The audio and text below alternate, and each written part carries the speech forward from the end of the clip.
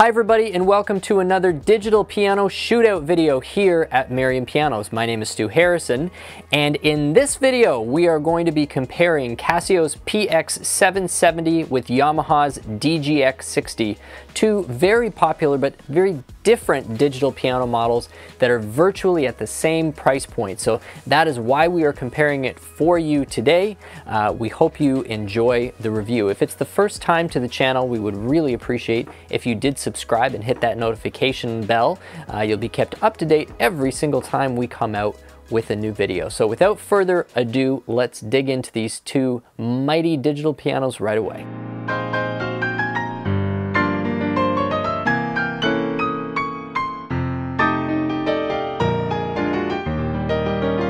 So there's really one primary reason why we're doing this comparison, and it's because these two instruments cost virtually the same amount of money, but they're so different. And a lot of the comments that we get, or more questions that we get in the bottom, or in the comment section of a lot of these other reviews, are shoppers, customers, people trying their very best to discern between two models which really don't naturally line up very well from a feature standpoint or even a quality standpoint sometimes, but they're kind of forced into comparing them because the price points are so similar. And this is one of the cases. This is a really great example of that happening.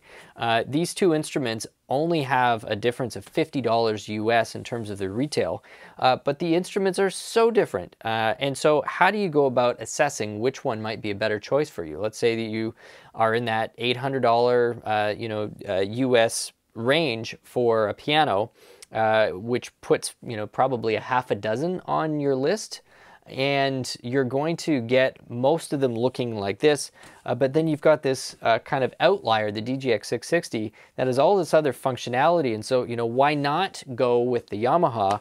What would the Casio be giving you potentially that the Yamaha doesn't? And I guess most relevantly, what are my thoughts on that, hopefully to help you try and figure out which one might be a better fit. That's the whole point to these videos, is we're really just trying to share what we've learned and what we know about these pianos, and make your life hopefully a little bit easier in terms of shopping and researching these things. So the PX-770 is, I would describe as a traditional home digital piano. It's got limited functionality, but the focus is mostly on tone production, cabinet, and action. You've got the DGX-660, where the focus really is on delivering an arranger keyboard. So basically, the piano is certainly not an afterthought. The piano component is there, but really you're paying for a lot of other functionality that enhances your playing in real time. So auto accompaniment and some recording.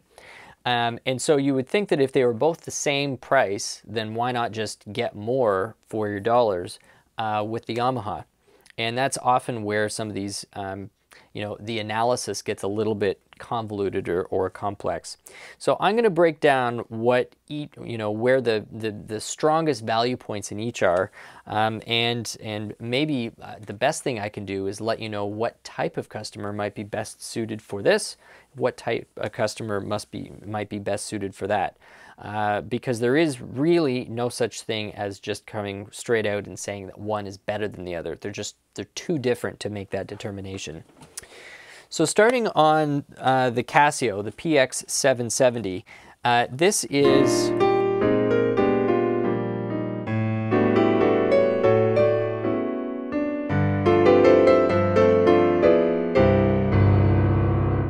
this is a piano with an updated action. This is an action that appears in a lot of the higher level PX series and Salviano series, not the grand piano stuff. It's got a triple sensor, it's got a textured key top, and it's a lot quieter than their first generation tri-sensor action that was out. So anyone who had written that action off before because they just weren't happy with how loud the mechanical sound is, you're going to be much happier with this, which is a lot quieter. The mechanical sound, action sound on this is very similar to what you'd get on like a Roland PHA-4 action.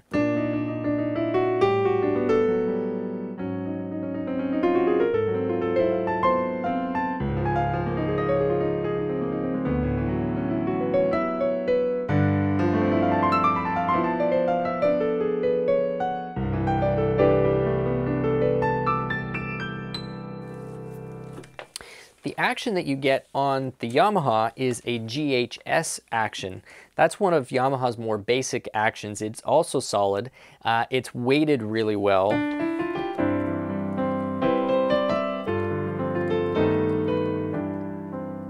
There are a few reasons why my fingers personally actually prefer the action on the Casio than the action on the Yamaha. One of them is that the Casio's key is textured, and so if you're playing in an air that's got any kind of humidity to it, or your fingers are not maybe as clean as they should be, there's a little bit of oil or a little bit of dirt, that texture is going to allow your key to, allow your finger to slip a little easier on that key. And especially when you get into more percussive playing or playing where there are leaps, having a bit of slip to the key is actually a really good thing. I don't know if anyone out there can relate to this. Leave me a comment. I'd be really curious to know. But this has happened to me numerous times where you will be on a gig, you're in a show, you're in a studio or something like that, and you've got the white keys on the piano. The piano is pretty stiff, so it's a newer piano. There's not a lot of lateral give to the key, much like a new GHS action. And there's no texture to the top of the key either. And what winds up happening over the course of an hour or two is I actually wind up peeling back the pads of my fingers from my fingernails, because if you are doing this kind of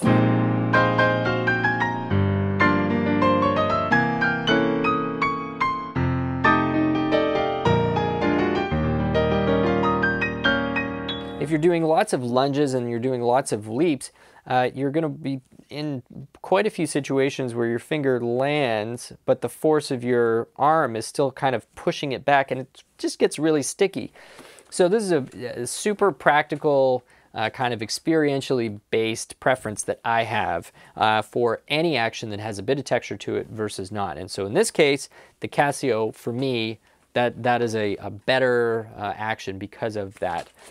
Also, the triple sensor on the Casio would make this a better choice if you were going to be using this to trigger any kind of software instruments, because the MIDI output is going to be just a bit more accurate. Whereas on the GHS,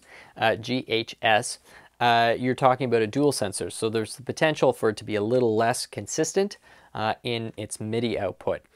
So if you were a customer and you were looking at these two and saying to yourself, I am primarily going to be using this instrument for personal piano playing, I'm not the type of player who really will be accompanying myself with drum beats or anything like that. It's not really for, traveling live performance.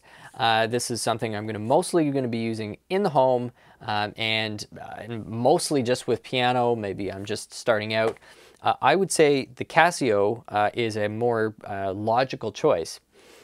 Second comparison is the cabinetry. The DGX does come with its own legs, so you don't need to buy a stand with it, but it doesn't come with triple pedals. The Casio, on the other hand, comes with a more substantial and I think a sleeker cabinet and a triple pedal system. So again, for people who are going to be using this primarily for piano playing, out of the box, I think that's just it's a better package for that purpose, is the cabinet and the pedals. The Yamaha pedal that comes with this, it's not even one of the bigger, more substantial sustain pedals. It's actually one of those little, square plastic things that kind of skates all over the ground. So you can upgrade that. You can put a bigger one, but it doesn't come with it for the price. That's something to be aware of. When it gets into the quality of the tone, because we've talked about action, we've talked about, you know, maybe, you know, who this might be a better suit for, this gets very subjective. And all I'm going to do is really just play the two back and forth for you, because, you know, talking about which sound is better, it's very unproductive. What one person thinks is a better sound, the other person is going to think is too muddy. And what that person thinks is a great sound, the other person is going to say, oh, it's dead, there's no life to this. Highly subjective. So here are just a couple of back and forth comparisons between the default piano sound on the Casio. So this is just Concert Grand. And I'll try and play my best to try and play the same thing over here. I'm not very good at that.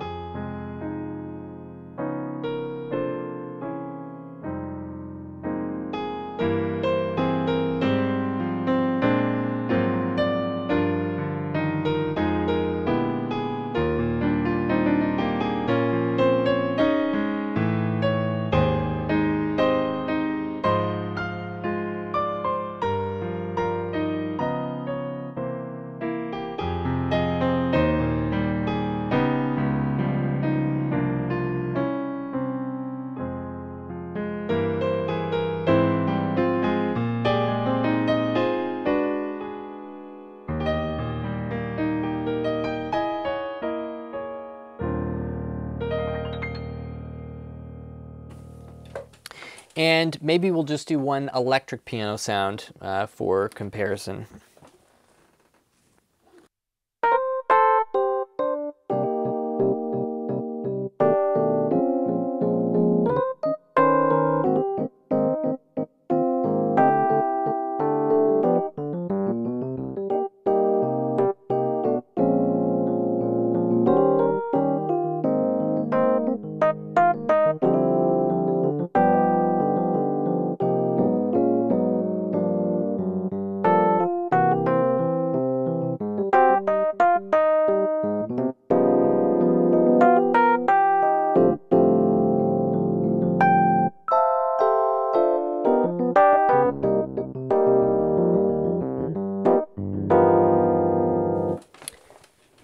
It's sunny.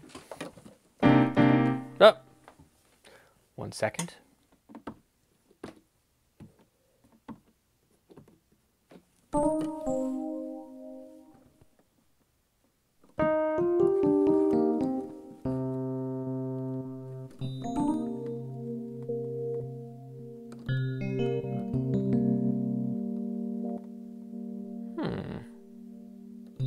So there isn't a perfect match here for just a nice, clean, Rhodesy sound, but that's probably the closest.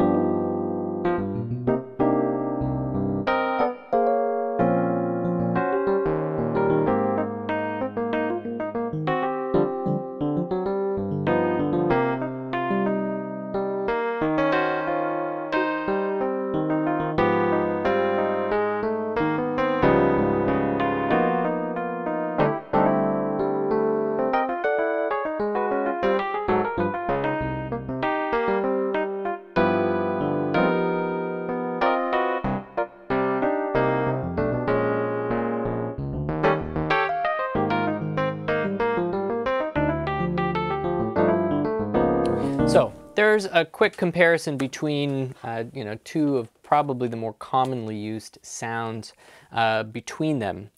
From a speaker standpoint, they're pretty evenly matched. This is 6 watts per side versus 8 watts per side, but you've got the speakers facing straight to your ear, so you're getting a little bit more of a direct tone. You're not going to notice, in my opinion, not going to notice the difference in that wattage. So I think it really comes down to what your intent is with the instrument. If you have a need to be portable, and if you are playing this more for personal enjoyment, and you're somebody who maybe really enjoys contemporary music, potentially going to accompany yourself, the DGX that's kind of what this is built for. This is really, in this price category for the size, there aren't too many comparisons out there. There aren't very many other instruments who do the auto accompaniment, weighted 88 keys, fairly portable, still under 50 pounds. And so it's kind of just a fluke that it happens to fall into the same category from a price standpoint as an instrument like the PX-770, which is not trying to be portable at all and really is more in competition with an instrument such as, you know, the Roland RP102 Kawai KDP-70. So I hope that this has been sort of a quick, helpful clarifier, maybe, or a little additional perspective on which one of these two you might want to consider if you are in the market. This is the price range, and you found that both of these, you know, fit the budget, but are just like bringing entirely different things to the table.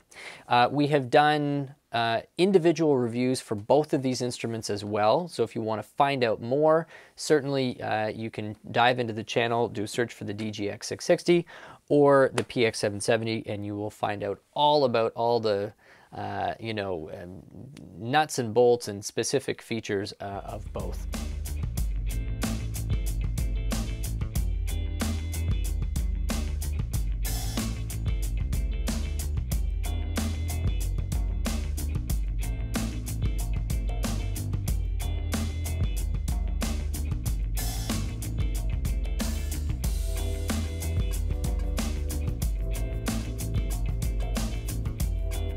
Thank you so much for joining us for this quick comparison.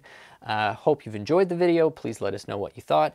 And if it is the first time you're watching one of our videos, we would really sincerely appreciate if you subscribed and hit that notification button so that you will see more of our stuff. If you've liked this, we hope that you'll like more.